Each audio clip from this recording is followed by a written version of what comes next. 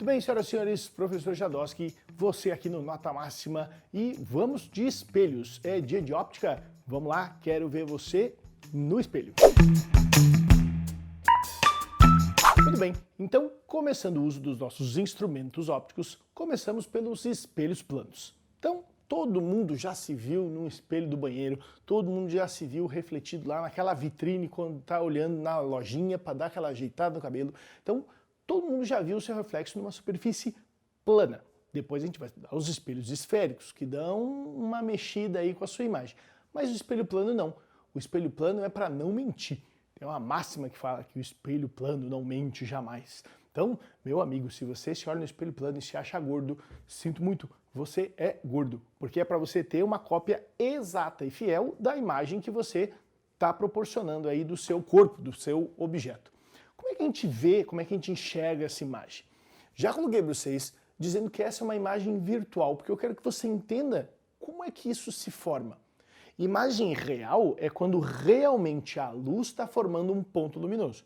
Imagem virtual é quando o meu cérebro interpreta que ali é a origem da luz ou é um ponto de luz.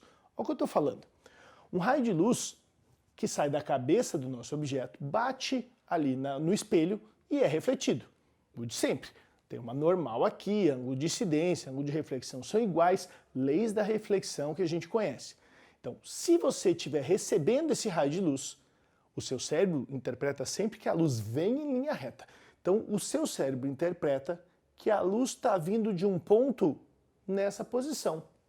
Olha só, vou fazer um compasso aqui, ó. Pegar essa distância que a luz percorreu antes do espelho e botar ela para cá.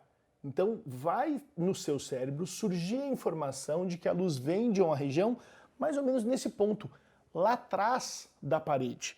E, meu amigo, se acha que vem luz realmente detrás do espelho, lá de trás da parede, não é real aquela luz, não é realmente luz vindo de lá. Então, se não é real, é virtual, beleza? Então, essa é a origem verdadeira da imagem virtual. É a interpretação do seu cérebro de que o ponto de origem está num lugar onde ele não está mesmo. O ponto de origem está lá, beleza? Outra qualidade da imagem no espelho plano. Se você percebe que existe aí uma grande simetria, distância do espelho ao objeto, distância do espelho à imagem, são distâncias iguais, isso garante que o tamanho da imagem é igual ao tamanho do objeto. Lá nos espelhos esféricos, essas distâncias vão quebrar. E aí também os tamanhos vão ser diferentes entre a imagem e o objeto. Mas no espelho plano, lembra que eu te falei que nunca, ele não mente jamais? Se você se afastar do espelho, a imagem se afasta igualzinho. Se você se aproximar, a imagem faz a mesma coisa. Então você está sempre à mesma distância, mesmas alturas, sempre, beleza? E uma última qualidade, também por causa dessa simetria, é que a imagem é trocada de lado. Olha só, a mão que está próxima tem imagem próxima. A mão que está distante tem imagem distante. Isso faz trocar de lado. Isso se chama reversão. Não é inversão. Inversão de cabeça para baixo. Essa troca lateral chama reversão. No espelho plano, trocado de lado e do mesmo tamanho, também dá para chamar de enantiomorfismo.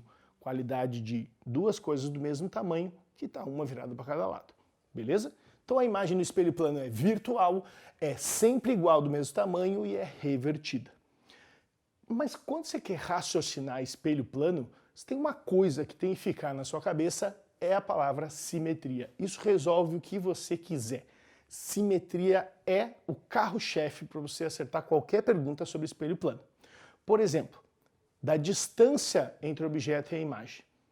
Cuidado aqui, se eu digo para você, estou a 2 metros do espelho, qual é a distância até a imagem? E aí tem chance de errar se eu não entendi a pergunta. Espera aí, distância até a imagem, distância de quem? Do espelho até a imagem ou do objeto até a imagem? E eles adoram esse truquezinho, você tem que ficar esperto.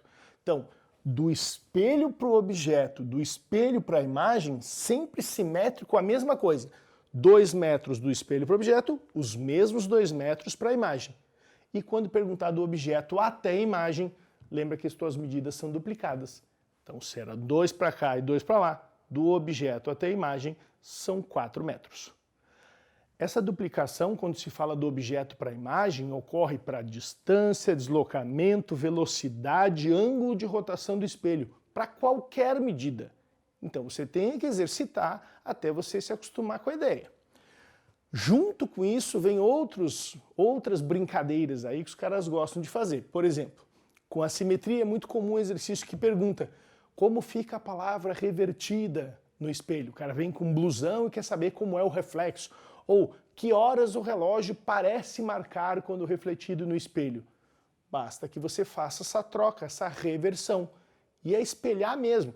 Não é pegar a palavra e escrever de trás para frente. Isso aí não é um palíndromo para ela ser igual de frente para trás e trás para frente. Isso aqui é uma reflexão. O A parece que não mudou, mas é porque o A sofre de simetria estrutural vertical. Se eu tivesse um espelho aqui na horizontal, este A ia dar para perceber a reversão. Então, letras que têm simetria estrutural parece que não revertem. Mas se eu tivesse esse pinguelinho aqui pintado de vermelho, era esse aqui que ia aparecer no reflexo. E o relógio parece aqui que marca uns 5 para as 3, quando vira, ó, esse ponteirinho pequeno virado para cá ficou virado revertido. E esse grandão para lá parece também revertido para o lado de cá. É espelhar, velho. E aí você vai ter aqui algo como 9,5 como resposta. Tem que trocar de lado. Tem um truque velho que dá para fazer, que é você pegar a folha que está escrita e olhar ela do avesso. Olha pelas costas e você vai ver aquilo que foi revertido para entender como ficaria o reflexo. É uma, né? Se você não reconhecer, dá para usar o truque. Mas voltando à história lá da simetria. Falei para vocês que valia para distância e valia para deslocamento. Então se eu digo, uma pessoa afastou-se 1 metro do espelho, quanto que o objeto se afastou do espelho? Também 1 metro. Então é simétrico. Mas se ele perguntar quanto que o objeto se afastou da imagem, cada um afastou o seu 1 metro, eles se afastaram 2 entre si. Então, cuidado sempre que se a pergunta é da imagem até o espelho, que é sempre igual ao objeto, ou se é da imagem em relação ao observador, da imagem em relação ao objeto. Também vale para a velocidade. Então, se você tem o objeto fugindo para longe do espelho, sua imagem está fugindo para longe do espelho do mesmo jeito. Se eu corro para lá com 5 metros por segundo, adivinha, minha imagem corre para cá com 5 metros por segundo. E se ele perguntar qual é a velocidade com que a imagem se afasta do objeto? Aí lá dos movimentos uniformes você vai lembrar de velocidade relativa. Se esse cara vai 5 metros em 1 segundo e esse também vai 5 metros no mesmo segundo, eles afastaram 10 metros por segundo. Isso parece bem óbvio, mas é nessa obviedade que eu quero que você se concentre para resolver problemas como esse. O camarada coloca lá, um caminhão que tem um espelho grudado nas costas anda para a direita com 2 metros por segundo, enquanto que o observador corre com 2 metros por segundo para a esquerda.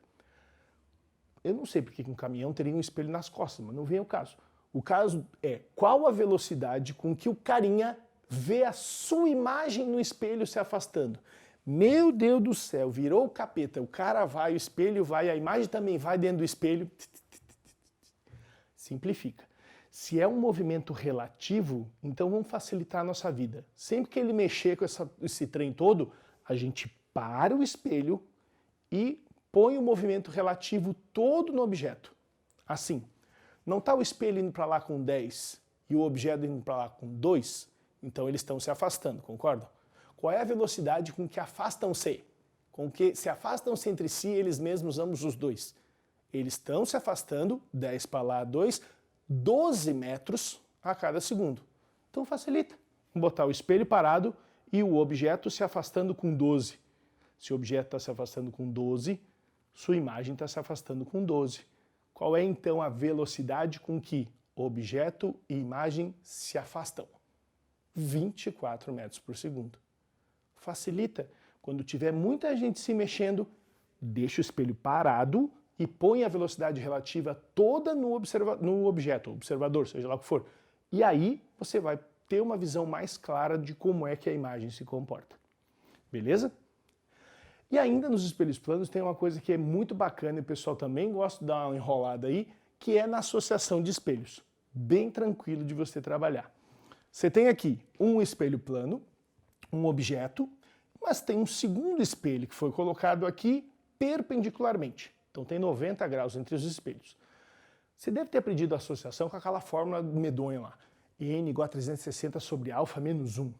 Aí isso aqui dá um rolo, porque se tem 3 bailarinas aqui, o camarada já não sabe se bota menos 3, se é 3N, me dá uma confusão. Isso aí é aquele exercício que quando você fez a prova no segundo ano, você errou, e aí você foi para a recuperação, e aí caiu na recuperação e você errou também, e aí você não sabe nunca por que você erra aquela coisa, porque é os números que sempre desencaixam.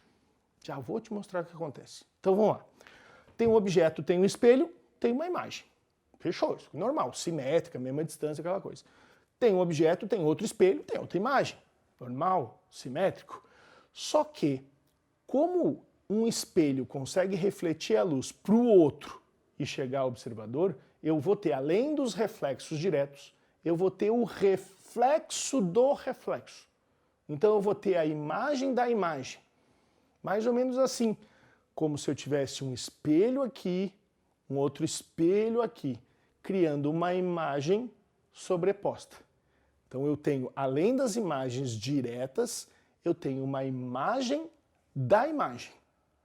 Putz, mas aí como é que eu vou saber onde está? E aí é que entra a parada. Você não vai só botar número para fazer conta. Você vai resolver esse problema geometricamente, que dá muito mais informações do que fazer conta e continuar errando que nem no segundo ano. Então olha só, nós vamos pegar aqui este quadrante de 90 graus e vamos colocar dentro de um círculo com as 360 possibilidades de ângulo. Então você tem lá 2 espelhos que eu poderia associar com qualquer medida dentro deste círculo, dentro dos 360. Não é esse campo de 90 graus que vai ficar entre os espelhos sendo copiado? Então eu vou ter que ter cópias todas com este tamanho de 90 graus. Então vamos dividir a nossa pizza de 360 em fatias de 90. Isso me dá 4 fatias. Este é o quadrante original e eu tenho 3 cópias, todas iguais ao original. Então eu consegui com 360 produzir fatias de 90. São 4 fatias. Uma das fatias tira fora, que ela é o original, ela é o real. E 3 fatias são imagens. Olha onde isso vai chegar. Vamos pegar agora 2 espelhos associados com 45 graus e 3 bailarinas. Eu trouxe o trauma da tua infância de volta. 3 bailarinas. Ah, meu Deus, larguei e vou fazer a próxima questão, que essa aí eu vou deixar em branco. Não vai não. Você vai fazer um desenho de pizza.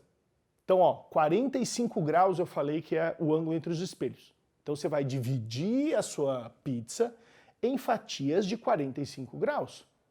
Putz, quantas fatias dá isso? Eu já uso o exemplo da pizza porque eu sei que pizza você vai pensar mais fácil, né? Falou de vamos dividir a pizza, todo mundo vai dividir para caber os mesmos calabresa em cada fatia. Então, vamos lá, uma pizza dividida em fatias de 45 vão me dar 8 fatias. Lembra que uma dessas fatias é original, né?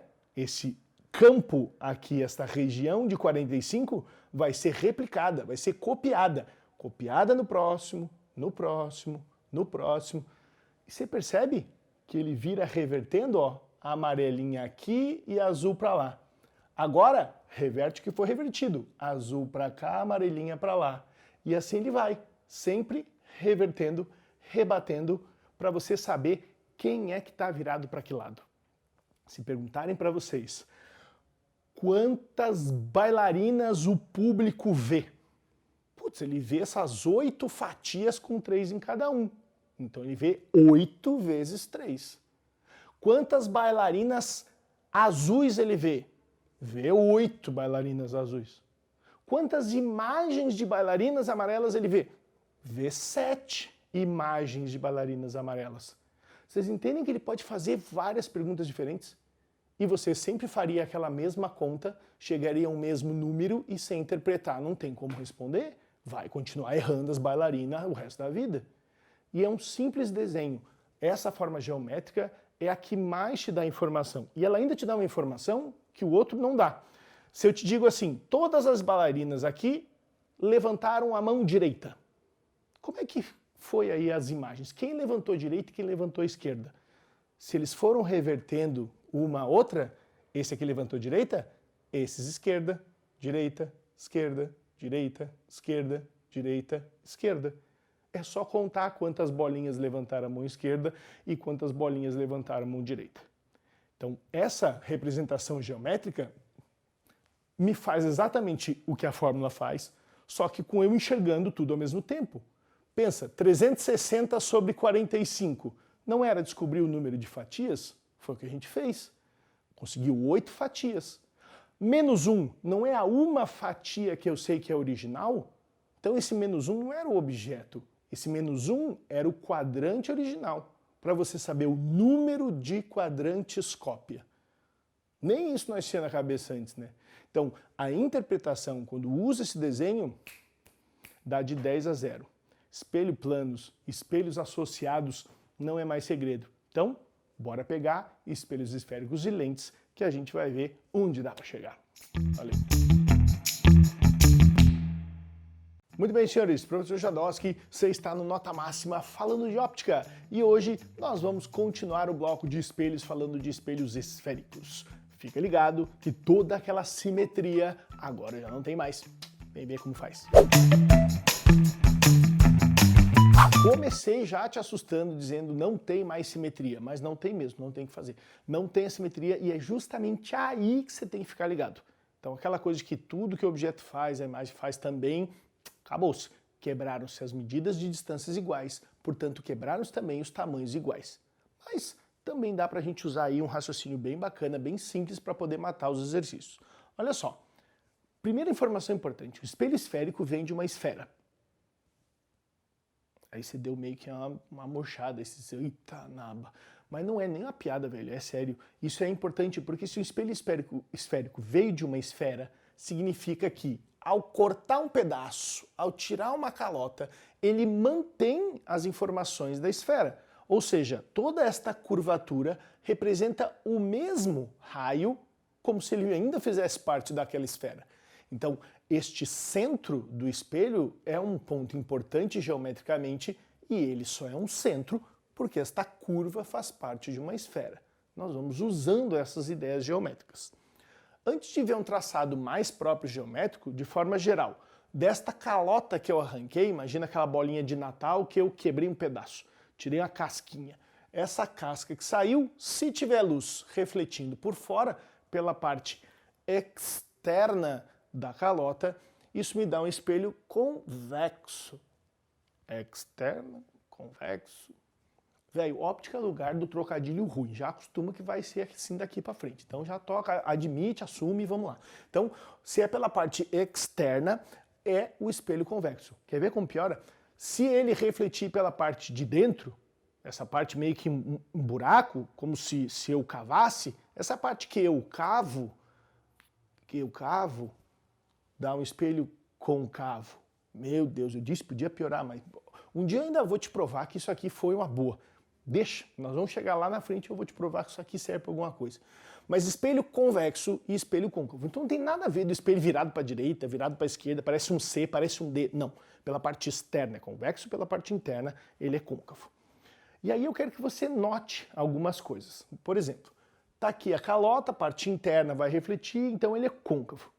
Vem um raio de luz paralelo ao eixo e ele é refletido do mesmo jeito que você sempre fez a reflexão. Traça normal e vê que o ângulo de incidência é igual ao ângulo de reflexão. Oh, que parada é aquela ali do centro? Não entendi. Resgata lá os teus conhecimentos matemáticos. Em uma esfera, portanto é importante saber que é um espelho que veio de uma esfera, uma linha que vai do centro até a superfície é sempre uma linha radial. E essa linha é necessariamente perpendicular à superfície. Então a minha linha normal, que eu uso para medir os ângulos, é uma linha perpendicular à superfície. Então eu faço isso, do centro para o espelho, tracei a minha normal. Ângulo de incidência igual ao ângulo de reflexão, já sei para onde ele se refletiu. Então é a mesma coisa que espelho plano, só que agora as consequências é que vão ser diferentes. Vamos fazer outro raio. Um outro raio paralelo, traça a normal para ele, mede um ângulo de incidência igual ao de reflexão e veja que o seu raio se reflete passando por aqui.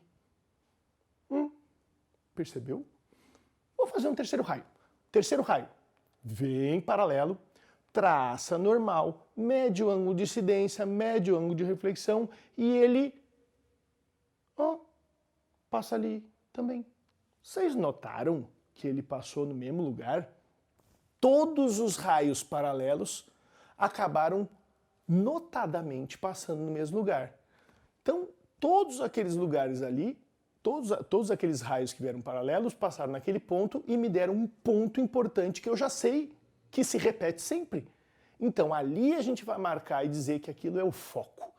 Não porque o foco atrai raios para ele, não.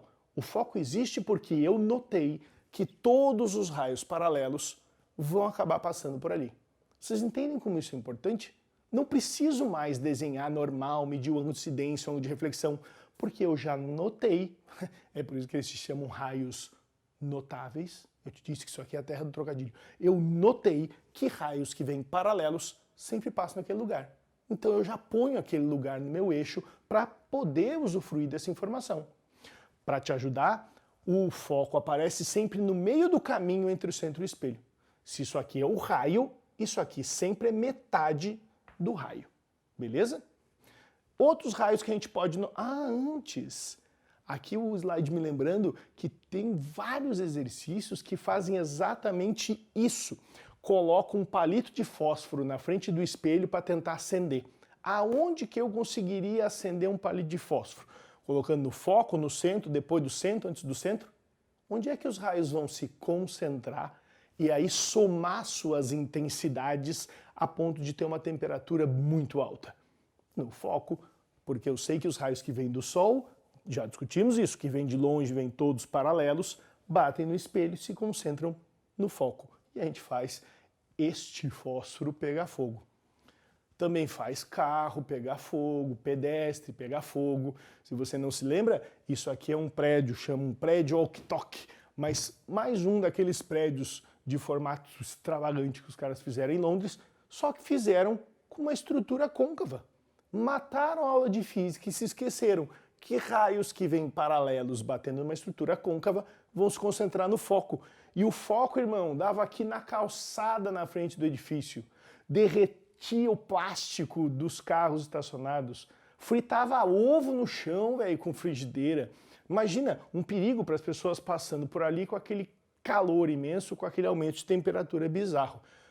Falta de estudar física. Vai vendo, você não estuda física, vai ver o que vai acontecer. Você vai acabar um arquiteto internacional em Londres fazendo a porcaria dessa aqui. Deus que me perdoe. Então tá lá, nossos espelhos recebem raios paralelos e se concentram no foco, fazendo essa desgraça aí que aconteceu. Mas resolveram, já mudaram o ângulo, a inclinação e aí já não acontece mais. Quero que tu note outro raio, que eu queria que tu visse antes. Um raio que incide no espelho passando pelo centro. Aí tinha uma questão, alguns anos atrás, acho que lá na PUC do Paraná, perguntando assim, um raio que incide no espelho esférico passando pelo centro. Aí todo mundo, meu Deus, ele volta pelo centro, porque eu decorei. Ele volta pelo centro e no celular dele dizia, ele volta pelo centro. Por quê? Acabou, velho. Quebrou as pernas, tudo. Não adianta ficar foco, centro, centro, foco, paralelo, foco. Tu fica com essa loucura e tu não sabe o que tá fazendo. Olha só, um raio que vai pelo centro, lembra que a linha do centro até o espelho é uma linha radial? Então, ele está em cima da minha normal. Se o ângulo de incidência é sempre igual ao de reflexão, zero de incidência, zero de reflexão. Por isso que ele volta pelo mesmo lugar. E era isso que aquele exercício da PUC do Paraná perguntava. Por que que ele volta pelo mesmo lugar? Então hoje a informação não é mais só saber onde passa, mas saber o que fazer com isso, velho. Então fique esperto de levar o teu raciocínio um pouquinho mais à frente para a gente ter ganho. Então, já notei que um raio que vai pelo centro volta pelo centro, agora que eu sei porque eu estou autorizado a usar quando for necessário. E é isso que a gente vai fazer. A gente vai usar esses raios, os mesmos raios. O que vai paralelo eu sei que volta pelo foco. E o que vai pelo centro também sei que volta pelo centro. Só precisa saber isso. Se tu souber só isso, tu resolve todos os tipos de casos e todos os exemplos de espelhos. Só que tem que desenhar, velho. Então, tem que botar a mão na massa. Por exemplo, tá aqui o nosso objeto, já fiz um raio que saiu da cabeça paralelo ao eixo.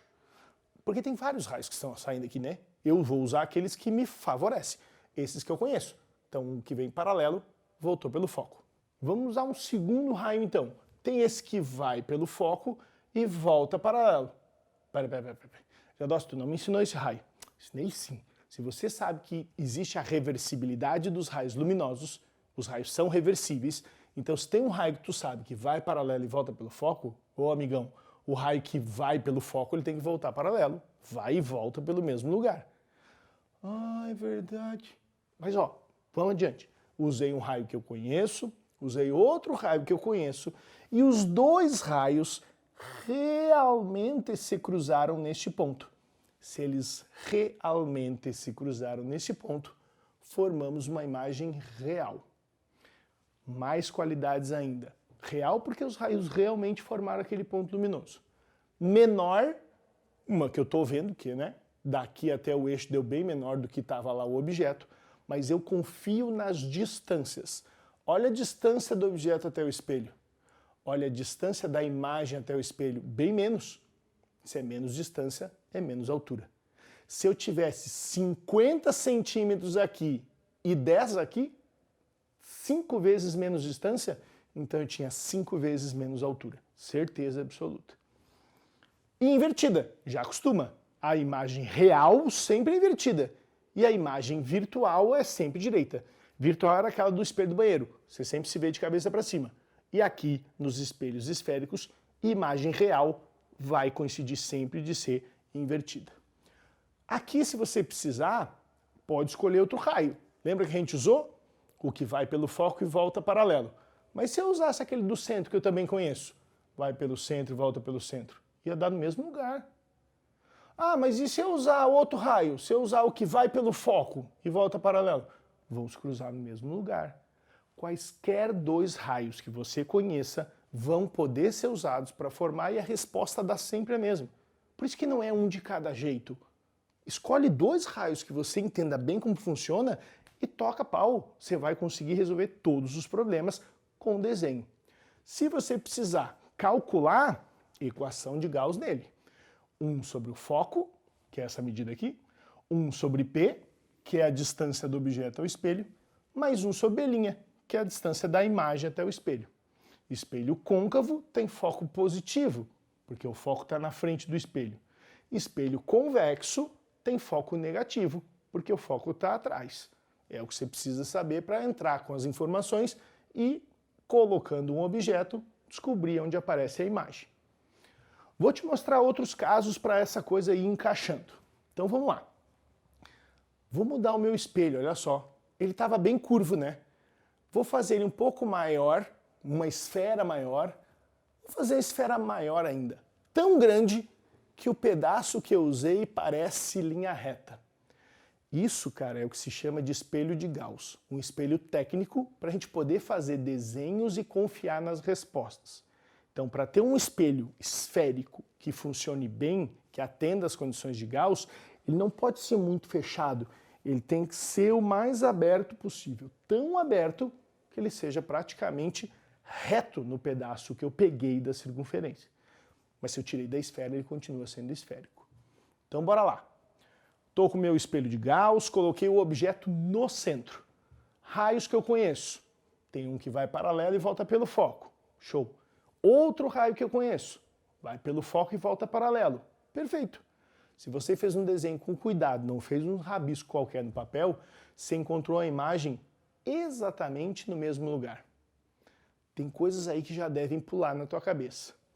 Raios que realmente se cruzam, imagem real. Distância do objeto até o espelho e distância da imagem até o espelho coincidiu, deu igual. Distâncias iguais, alturas iguais. Imagem do mesmo tamanho. E imagem invertida porque os raios se cruzaram para baixo do eixo, para baixo do chão. Beleza? Vamos fazer outro. E aí você vai indo e voltando nos exemplos até você fechar a coisa toda. Botei um objeto entre o centro e o foco. Os mesmos raios de luz. Vai pelo foco e volta paralelo. Vai paralelo e volta pelo foco. E olha lá, aonde os raios realmente se cruzaram. Imagem real. A imagem está mais longe do que o objeto. A distância da imagem é tudo isso aqui e a distância do objeto é isso aqui. Então, se a distância é maior, a altura é maior, a imagem é maior. E ainda é uma imagem invertida, continua sendo uma imagem real. beleza? Mais uma vez. Botei o objeto no foco. E agora? Paralelo volta pelo foco. E um outro raio que eu não tinha te mostrado. Vai lá no vértice, bate lá no eixo com o espelho e volta. Ângulo de incidência, ângulo de reflexão. Igualzinho. Mas os dois raios, percebam, estão paralelos entre si. Se estão paralelos, eles não vão se cruzar. E aí eu não vou ter imagem nem aqui, nem em lugar nenhum. A gente diz que isso é uma imagem imprópria. Só duas retas paralelas não se cruzam no infinito. Como ninguém enxerga o infinito, a gente não vê a imagem desaparece do espelho. Mas eu vou aproximar ainda mais o objeto, botar entre o foco e o vértice. Cara, é a mesma coisa. Tu vai fazer os mesmos raios. Tá vendo que em vez de ficar decorando um monte de pauzinho, sei lá o quê, tu vai acabar fazendo um desenho só. Vai paralelo e volta pelo foco. E esse aqui, ó só, ele usa a mesma inclinação do centro. Então, se ele vai pelo centro, ele volta pelo centro. Uma pessoa tem a nítida impressão de que a luz vem de trás do espelho virtual. Deu mais longe do que o objeto, então é maior. E deu direita, porque está virada para o mesmo lado aqui do nosso chão, beleza? E por último, vou te mostrar só mais um desenho do espelho convexo. Agora eu estou no lado externo da minha esfera. Vou usar a mesma coisa. Raio que vai paralelo volta pelo foco. Ih, mas o foco está lá atrás. Então eu uso o foco para me dizer para onde ele reflete. Raio que vai na direção do centro. Ah, mas o centro está lá atrás. Mas eu miro nele. Vai na direção do centro, volta pelo centro.